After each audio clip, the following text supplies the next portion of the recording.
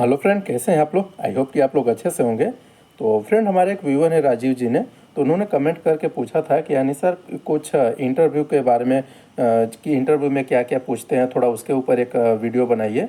तो मैं आपको बेसिक बता रहा हूँ पूरा एकदम, जो कि ट्रांसफार्मर से रिलेटेड अभी मैं पहला क्वेश्चन है हमारा, ट्रांसफार्मर से रिलेटेड है। यहाँ पे 20 से 25 क्वेश्चन है जो कि आपको दिखा रहा हूँ। देखिए उसमें क्या सेक्शन वाइज में बताया हूँ, यानी बेसिक ट्रांसफार्मर क्वेश्चन है, फिर उसके बाद हमारा लॉसेस है, जो ट्रांसफार्मर में लॉसेज है उससे लिया हुआ है, और कुछ हमारा ऑयल फिल्ट्रेशन जो ऑयल ट्रांसफार्मर रहता है उससे लिया हुआ है, और कुछ जो ट्रांसफार्मर में प्रोटेक्शन एंड सेफ्टी रहता है उससे कुछ लिया हुआ है, और टेस्टिंग यानी टेस्टिंग से लिया हुआ है। तो ये सब आपको मैं जो इंटरव्यू में पूछा जाता है उसके अकॉर्डिंग यहाँ पे मैं तैयार किया हुआ हूँ, जो कि आपको पूरा हेल्पफुल होगा। तो सबसे पहले हम स्टार्ट करते हैं। सबसे पहला जो क्वेश्चन होता है, मान लीजिए इंटरव्यू देने के लिए आप गए हुए हैं, चाहे कहीं भी किसी भी कंपनी के लिए इंटरव्यू देने के लिए गए हैं, तो यदि पूछ दिया जाए कि यानी ट्रांसफार्मर क्या होता है, तो ट्रांसफार्मर क्या होता है तो आपको क्या बताना है। ट्रांसफार्मर एक स्टैटिक इलेक्ट्रिकल डिवाइस होता है जो एसी वोल्टेज को स्टेप अप या स्टेप डाउन करता है। यह किस पे काम करता है, म्यूचुअल इंडक्शन प्रिंसिपल पे काम करता है। आप ये भी बता सकते हैं कि कोई पूछे कि ट्रांसफार्मर किस सिद्धांत पे कार्य करता है, तो आपको बता देना है कि ट्रांसफार्मर म्यूचुअल इंडक्शन के सिद्धांत पर कार्य करता है। तो ये होता है ट्रांसफार्मर। अब कोई पूछे, मान लीजिए अगला क्वेश्चन कोई पूछे कि ट्रांसफार्मर एसी पर ही क्यों काम करता है। यदि कोई पूछ दे कि ट्रांसफार्मर एसी पर ही क्यों काम करता है, तो आपको कुछ नहीं, बिल्कुल सिंपल एकदम बताना है। आपको डीपली नहीं जाना है, पूरा सिंपल बताना है। यदि डीपली जाना है तो आपका मैं एक वीडियो बना के अपलोड किया हुआ हूँ। टेक्निकल रीजन उसके अंदर क्या क्या दिया हुआ है वो सब मैं बताया हुआ हूँ, तो उसका मैं डिस्क्रिप्शन में लिंक दिया हुआ हूँ, तो वहाँ से आप देख लीजिए। तो कोई पूछे कि नहीं ट्रांसफार्मर एसी पर ही क्यों काम करता है, तो आपको बताना है कि यानी ट्रांसफार्मर एसी पर ही काम करता है क्योंकि ट्रांसफार्मर म्यूचुअल इंडक्शन पे डिपेंड करता है, जिसमें चेंजिंग मैग्नेटिक फ्लक्स होता है। यानी चेंजिंग मैग्नेटिक फ्लक्स किस में होता है, एसी में ही होता है। ठीक है, इसलिए यहाँ पे मैं आपको एसी लिखा हुआ हूँ। और डीसी में जो फ्लक्स होता है कांस्टेंट होता है, इसलिए एसी यानी डीसी पे काम नहीं करता है, ये हमेशा एसी पे ही काम करता है। तो ये जो चेंजिंग ऑफ मैग्नेटिक फ्लक्स होता है ना, एसी में ही होता है। ठीक है, तो ये आपको बताना है। अगर अगला कोई सवाल पूछेगा यानी स्टेप अप और स्टेप डाउन ट्रांसफार्मर में डिफरेंस क्या होता है, ठीक है, तो ये आपको क्या बताना है। देखिए आपको क्या बताना है, स्टेप अप यानी LV binding is less than greater than HV binding. यानी स्टेप अप में क्या होता है, जो हमारा यानी जो प्राइमरी साइड का जो रहेगा उसका जो एलवी बाइंडिंग कम रहेगा, और एचवी बाइंडिंग जो सेकेंडरी बाइंडिंग रहेगी उसकी जो टर्न्स रहेगी बहुत हाई रहेगी। तो ये स्टेप अप होता है। और स्टेप डाउन में क्या होता है, जो हमारा स्टेप डाउन में जो एलवी बाइंडिंग होती है कम होती है अकॉर्डिंग टू एचवी बाइंडिंग। ठीक है, आपको याद कैसे रखना है कि यानी एलवी बाइंडिंग के में कैसे पहचानेंगे। मान लीजिए कोई ये 1600, सपोज दैट 1600 केवी का कोई ट्रांसफार्मर है, और उसका क्या है जो वोल्टेज लेवल है 11 केवी को क्या कर रहा है 400 वोल्टेज यानी 415 वोल्ट में कन्वर्ट कर रहा है। तो जो 11 केवी क्या हो गया, 11 केवी उसकी प्राइमरी साइड हो गई, और जो 415 है उसकी सेकेंडरी साइड हो गई। तो जिधर वोल्टेज है, आपको सिंपल में याद करने का तरीका बता रहा हूँ, जिधर ज़्यादा वोल्टेज है उधर ज़्यादा टर्न्स होगा, हमारी जो कॉइल की संख्या होगी, जो वाइंडिंग की संख्या होगी, ज़्यादा टर्न्स होगा, और जो जिधर कम वोल्टेज है उधर कम टर्न्स होगा। ठीक है, तो ऐसे आपको पहचानना है। यानी अगला क्वेश्चन कोई पूछे कि जो ट्रांसफार्मर कोर होता है, ट्रांसफार्मर जो कोर होता है किस मटेरियल का बना होता है, तो आपको याद रखना है कि ट्रांसफार्मर का जो कोर होता है ना, वो सीआरजीओ मटेरियल का बना होता है, जो सीआरजीओ स्टील होता है। तो यदि कोई पूछे सीआरजीओ का फुल फॉर्म क्या होता है, तो वो भी मैं आपको यहाँ पे लिख कर बताया हुआ हूँ। यानी कोल्ड रोल्ड ग्रेन ओरिएंटेड, ये इसका फुल फॉर्म होता है। तो अगला कोई पूछे कि यानी नो लोड कंडीशन में ट्रांसफार्मर करंट क्यों लेता है। यानी नो लोड में जब ट्रांसफार्मर को क्या होता है, जब चार्ज करते हैं तो नो लोड में उसका कंडीशन, नो लोड में भी उसका यानी नो लोड कितना करंट लेता है ये भी आपको पता होना चाहिए। यानी ट्रांसफार्मर जो होता है नो लोड में अपना जो रेटेड वोल्टेज रहता है उसका 1 से लेकर 5% तक नो लोड में करंट लेता है। तो नो लोड में कंडीशन में करंट ट्रांसफार्मर क्यों लेता है, ठीक है, तो ये आपको बताना है कि यानी जो हमारा ट्रांसफार्मर है नो लोड कंडीशन में करंट क्यों लेता है। तो आपको क्या बताना है, मैग्नेटाइजिंग और कोर लॉसेज के लिए एक्साइटेशन करंट लेता है। ठीक है, यानी मैग्नेटाइजिंग और कोर लॉसेज के लिए एक्साइटेशन करंट लेता है, इसलिए ट्रांसफार्मर नो लोड में करंट लेता है। ठीक है, नो लोड में करंट बहुत कम लेता है, अपने रेटेड करंट का 3 से 5% के बीच में लेता है। तो ये कुछ होता है, यानी बेसिक क्वेश्चन मैंने आपको ट्रांसफार्मर से लिया था। अब हम देख लेते हैं कि यानी लॉसेस से, यदि कोई पूछे कि ट्रांसफार्मर से लॉसेस है, तो इसको मैं सेक्शन वाइज यहाँ पे बताया हुआ हूँ। तो देखिए सबसे पहले कि यदि कोई पूछे कि ट्रांसफार्मर में कौन कौन से लॉसेज होते हैं, तो ट्रांसफार्मर में बेसिकली 2 प्रकार के लॉसेज होते हैं। पहला होता है आयरन लॉस, उसी को हम बोलते हैं कोर लॉसेज भी बोलते हैं, ठीक है। आयरन लॉस और कोर लॉसेज एक ही होते हैं। तो ये जो आयरन लॉसेज होता है और कोर लॉसेज होता है, दो प्रकार के होते हैं। एक कौन कौन सा होता है? पहला होता है हिस्टेरेसिस लॉसेज और दूसरा होता है ईडी करंट लॉसेज। तो ये आयरन लॉसेज और कोर लॉसेज के प्रकार हैं। ये इसी को यानी कोर लॉसेज और आयरन लॉसेज एक ही होता है। और दूसरा होता है कॉपर लॉसेज, जिसको हम आई स्क्वायर आर भी लॉसेज भी बोलते हैं। इसको वेरिएबल लॉसेज भी बोलते हैं। ये जो कॉपर लॉसेज होता है वेरिएबल लॉसेज भी होते हैं। वेरिएबल लॉसेज कैसे होता है? मान लीजिए जो ट्रांसफार्मर का लोड है, किस पे ट्रांसफार्मर का जो लॉसेज है किस पे डिपेंड कर रहा है? यानी लोड पे। जैसे आप लोड क्या होता है, कभी घटता है कभी बढ़ता है, कभी घटता है कभी बढ़ता है, उसी प्रकार ये जो कॉपर लॉसेज जो रहता है, इसलिए इसको वेरिएबल लॉसेज बोलते हैं। अब कोई पूछ दिया कि मान लीजिए आप हिस्टेरेसिस लॉसेज और ईडी करंट लॉसेज बता दिए, यदि इसके अंदर कोई यानी इसके अलावा यदि इसमें पूछ दिया आपकी हिस्टेरेसिस लॉसेज किस पर डिपेंड करता है, ये जो हिस्टेरेसिस लॉसेज है किस पर डिपेंड करता है? तो ये जो हिस्टेरेसिस लॉसेज होता है ना, मैग्नेटिक मटेरियल और फ्रिक्वेंसी पर डिपेंड करता है। आपको सिंपल बताना है। आप डीपली जाएंगे ना तो इंटरव्यूअर क्या होता है, जो आप कर रहे हैं वो इंटरव्यूअर पूरा कर चुका रहता है। इंटरव्यू लेने के लिए कौन कौन लोग आते हैं? मैनेजर लेवल का आता है, एचओडी लेवल का आता है। तो क्या उसको पता रहता है? तो जितना बता रहा है उतना ही आप बताइए, जितना पूछ रहा है वो उतना ही आप उसको बस बताइए, ठीक है। यदि एक लाइन में पूछ रहा है तो एक लाइन में ही आप उसको जवाब दीजिए, आंसर दीजिए, ठीक है। और यदि कोई पूछे कि यानी मान लीजिए अगला क्वेश्चन है पूछ दे, जैसे ईडी करंट लॉसेस के बारे में यहाँ पे है, तो यानी ईडी करंट लॉस को कम कैसे करते हैं? यदि वहाँ पे पूछ दे कोई कि ईडी करंट लॉसेज को कम कैसे करते हैं, को लॉस जो ईडी करंट लॉसेज होता है उसको कम करने के लिए कोर को लेमिनेटेड करके, यानी जो कोर की साइज रहती है 0.35 से लेके 0.5 mm तक आती है, तो उसको लेमिनेटेड जब लेमिनेटेड करके उसको बनाते हैं तो उसको ईडी करंट कम हो जाता है लेमिनेटेड से। तो अगला कोई पूछे कि यानी फुल लोड इफिशियंसी किस टाइम मैक्सिमम होता है? जो ट्रांसफार्मर होता है, ट्रांसफार्मर की भी तो इफिशियंसी होती है, इफिशियंसी के अनुसार ही उस पर आप लोड डाल सकते हैं। तो जो यानी फुल लोड इफिशियंसी किस टाइम उसकी मैक्सिमम जाती है, यानी मैक्सिमम होती है? तो जब आप क्या करते हैं, जब आपको सिंपल एकदम आंसर देना है, जवाब देना है, आयरन लॉसेज कॉपर लॉसेज के बराबर हो जाएगा, तो उस समय जो ट्रांसफार्मर है फुल लोड की इफिशियंसी पे काम करेगा, ठीक है। ऑयल फील्ड ट्रांसफार्मर, मान लीजिए हमारा एक ट्रांसफार्मर है, यदि ऑयल फील्ड ट्रांसफार्मर है, ट्रांसफार्मर तो जानते हैं आप कि एक ऑयल फील्ड आता है, एक ड्राई टाइप आता है। तो ड्राई टाइप की हम अभी नहीं बात कर रहे हैं, हम ऑयल फील्ड की बात कर रहे हैं। यानी यदि कोई पूछे आप कि ट्रांसफार्मर ऑयल का काम क्या होता है, तो आपको क्या जवाब देना है वो मैं यहाँ पे लिखा हुआ हूँ। यानी जो ट्रांसफार्मर का ऑयल होता है कूलिंग का भी काम करता है, इंसुलेशन का भी काम करता है, और आग जो आर्क है आर्क सप्रेशन का भी काम करता है। इसके अलावा यदि आप जानते हैं तो आप हमें कमेंट करके बताइएगा।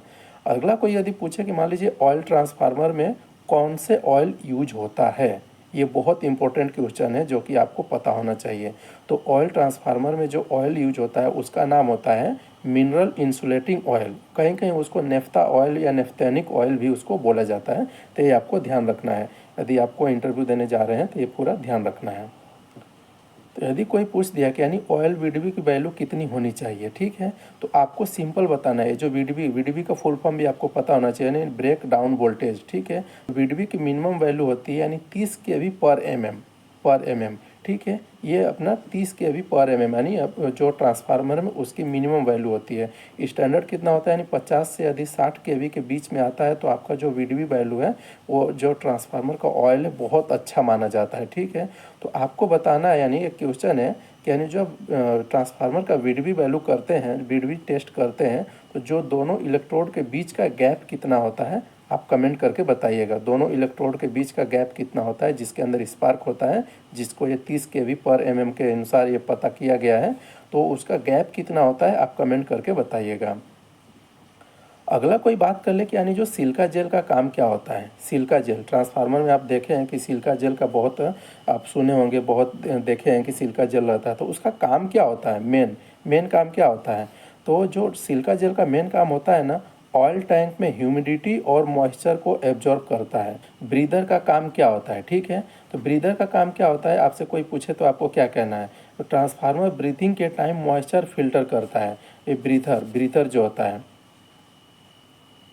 ब्रीथर क्या काम करता है, ट्रांसफार्मर ब्रीथिंग के टाइम मॉइस्चर फिल्टर करता है। आप देखे होंगे ब्रीथर के अंदर हल्का सा यानी छोटा सा कैप में ऑयल रहता है। जब वो क्या है मॉइस्चर यदि उसके अंदर जाता है तो ब्रीथर क्या करता है उसको एब्जॉर्ब करके पानी को नीचे यानी ऑयल में कर देता है। तो आपको जब उसकी सीएम यानी कंडीशनिंग मॉनिटरिंग करने जाते हैं डेली रूटीन वाला, तो आप उसमें चेक करते हैं तो यानी उसके अंदर पानी का कंटेमिनेंट रहता है, तो आपको पता चल जाता है कि इसके अंदर पानी है। ठीक है, तो ये कुछ हमारा ऑयल फील्ड ट्रांसफार्मर से रिलेटेड पूछा जाता है। अब मान लेते हैं कुछ प्रोटेक्शन और सेफ्टी के रिगार्डिंग यदि पूछा जाए ट्रांसफार्मर से तो आप क्या बताएंगे। ठीक है, तो मान लीजिए कोई यदि पूछे कि बकोल्ज रिले क्या काम करता है। ठीक है, तो बकोल्ज रिले क्या काम करता है। बकोल्ज रिले एक गैस एक्चुएटेड रिले होता है। ठीक है, यानी गैस एक्चुएटेड रिले होता है। इंटरनल फॉल्ट जैसे शॉर्ट सर्किट, इंसुलेशन फेलर या तो फिर हीटिंग, ये क्या है शॉर्ट सर्किट होने के कारण, इंसुलेशन फेल होने के कारण, हीटिंग के कारण उसके अंदर बहुत बड़ा यानी गैस बनता है, तो इसलिए गैस एक्चुएटेड रहता है, तो उसको डिटेक्ट करता है इसलिए ये इंटरनल फॉल्ट यहाँ पे लिखा हुआ है। तो उसको डिटेक्ट करता है और गैस कलेक्ट होने पर अलार्म या ट्रिप देता है। आप देखे होंगे जब बकोल्ज रिले लगा रहता है तो उसके अंदर एक गैस चेंबर रहता है, यदि उसके अंदर गैस स्टक हो जाता है तो ये क्या करता है अलार्म या तो ट्रिप देता है, जिससे आपका ब्रेकर ट्रिप हो जाता है। अगला कोई पूछे कि यानी OLTC क्या होता है, तो OLTC देखिए दो टाइप का होता है, एक ऑफ लोड टेप चेंजर होता है, एक ऑन लोड टेप चेंजर होता है। ये OLTC का फुल फॉर्म होता है। ठीक है, तो ये OLTC का काम क्या होता है ये आपको बताना है। तो लोड रनिंग कंडीशन में वोल्टेज रेगुलेशन करता है, यानी जिसको टैप चेंजर बोलते हैं। टैप चेंजर दो टाइप का होता है जो कि मैं आपको बताया, एक ऑफ लोड टैप चेंजर होता है, एक ऑन लोड टैप चेंजर होता है। तो ये लोड ड्यूरिंग में ये क्या काम करता है, यदि ऑन लोड टैप चेंजर है तो लोड यानी लोड रनिंग है उसमें क्या करता है वोल्टेज को रेगुलेट करता रहता है। तो यदि कोई पूछे कि OLTC का काम क्या करता है, तो OLTC आप क्रॉस क्वेश्चन पूछिए कि किस टाइप का, ऑफ लोड टेप चेंजर कि ऑन लोड टेप चेंजर। ठीक है, तो ये उसका काम है। मान लीजिए अगला कोई पूछे कि कंजर्वेटर टैंक का काम क्या होता है। ठीक है, कंजर्वेटर टैंक का काम क्या होता है, तो ऑयल एक्सपेंशन के लिए जगह देता है। जब मान लीजिए हमारा ट्रांसफार्मर क्या होता है, जब लोड बढ़ता है तो ऑयल हीट होता है तो उसको एक्सपेंड देता है यानी जगह देता है। ठीक है, तो यानी ऑयल एक्सपेंस के लिए जगह देता है, यही यहाँ पे बताना आपको। अगला कोई सवाल पूछे कि यानी क्वेश्चन है कि यानी एक्सप्लोजन वेंट किस लिए होता है, जो ट्रांसफार्मर में एक्सप्लोजन वेंट लगा रहता है वो किस लिए होता है। तो आपको सिंपल बताना है, जैसा कि एक्सप्लोजन वेंट देखे होंगे जो इमेज पे भी आपको दिख रहा है, तो यानी प्रेशर बढ़ने पर ऑयल रिलीज करके करके ब्लास्ट रोकता है। जब हमारा ट्रांसफार्मर के अंदर कुछ ऑयल प्रेशर बढ़ता है तो जब बढ़ेगा तो क्या हो जाएगा, उससे ब्लास्ट होने का रिस्क रहता है कि ये जो हल्का सा झुका रहता है वो क्या होता है कि यानी प्रेशर को रिलीज करके ब्लास्ट को रोक देता है। तो ये कुछ इससे हमारा रिलेटेड है यानी सेफ्टी प्रोटेक्शन के अंतर्गत। अब हम बात कर लेते हैं टेस्टिंग के रिकॉर्डिंग यानी ट्रांसफार्मर टेस्टिंग के रिकॉर्डिंग। यदि कोई पूछे आपसे, यदि कोई अगला क्वेश्चन हमारा कोई पूछे कि यानी ट्रांसफार्मर इंसुलेशन टेस्ट कौन से इंस्ट्रूमेंट से होता है, तो ये आपको बहुत इंपॉर्टेंट क्वेश्चन है। तो आपको जो ट्रांसफार्मर का इंसुलेशन टेस्ट होता है उसको बोलते हैं इंसुलेशन टेस्ट रेजिस्टेंस टेस्टर, जिसको IR टेस्टर भी बोलते हैं। और उसको क्या है, जो IR टेस्टर होता है ना, जो मशीन होती है उसको मेगर ने बनाया रहता है, इसलिए मेगर कंपनी ने बनाया रहता है, इसलिए उसको मेगर भी बोलते हैं। तो ये आपको ध्यान रखना है। अब मान लीजिए अगला क्वेश्चन कोई पूछे कि यानी इंसुलेशन रेजिस्टेंस कितनी होनी चाहिए। मैं मिनिमम यहाँ पे बताया हूँ, मैक्सिमम आए तो और अच्छा है। HV to LV होता है यानी 1000 मेगा ओम तक, इससे कम नहीं रहना चाहिए, इतना रहे तो चल जाएगा।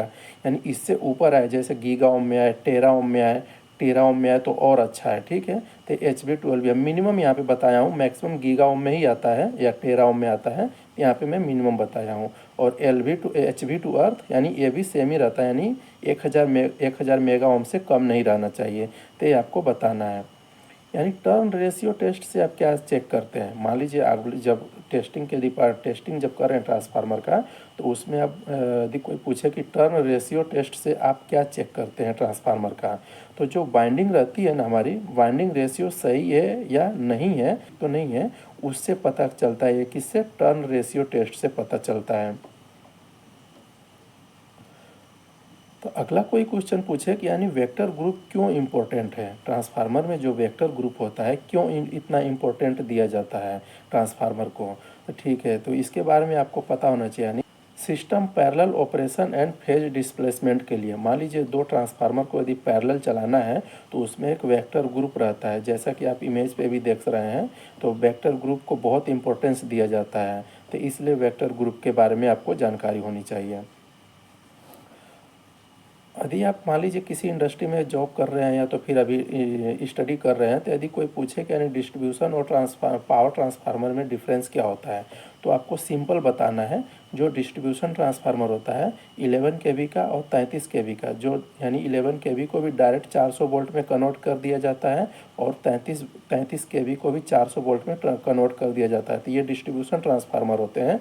और पावर ट्रांसफार्मर उसको बोलते हैं जो ट्रांसमिशन लेवल के लिए इस्तेमाल किया जाता है, वो पावर ट्रांसफार्मर होते हैं। तो ये आपको ध्यान रखना है। अब मान लीजिए ट्रांसफार्मर पीएम में क्या क्या चेक करते हैं, यदि कोई आपसे पूछ दिया जाए कि ट्रांसफार्मर का जब पीएम करते हैं तो उसमें क्या क्या चेक करते हैं, तो जब ट्रांसफार्मर का पीएम किया जाता है तो सबसे पहले आपको ऑयल लेवल चेक किया जाता है। ऑयल कितना है, बीडबी टेस्ट किया जाता है, जो कि आपको मैं बताया, बीडबी टेस्ट किया जाता है। और ब्रीथर सिलिका जेल को चेक करते हैं कि उसकी कंडीशन क्या है। वाइंडिंग टेम्परेचर को चेक किया जाता है, उसका टेम्परेचर क्या, यानी लोड करंट के लोड यानी उसके अंदर लोड चेक किया जाता है कि कितना करंट ले रहा है, कितना नहीं ले रहा है, कुछ लीकेज तो नहीं है, कोई नॉइजिंग तो नहीं आ रहा है, कोई ओवर हीटिंग तो नहीं हो रहा है ना, ये सब चेक किया जाता है। और ऊपर आपको मैं बताया कि आईआर टेस्ट है, यानी जो आईआर यानी इंसुलेशन रेजिस्टेंस टेस्टर से उसका आईआर टेस्ट किया जाता है। तो ये आपको बता देना है।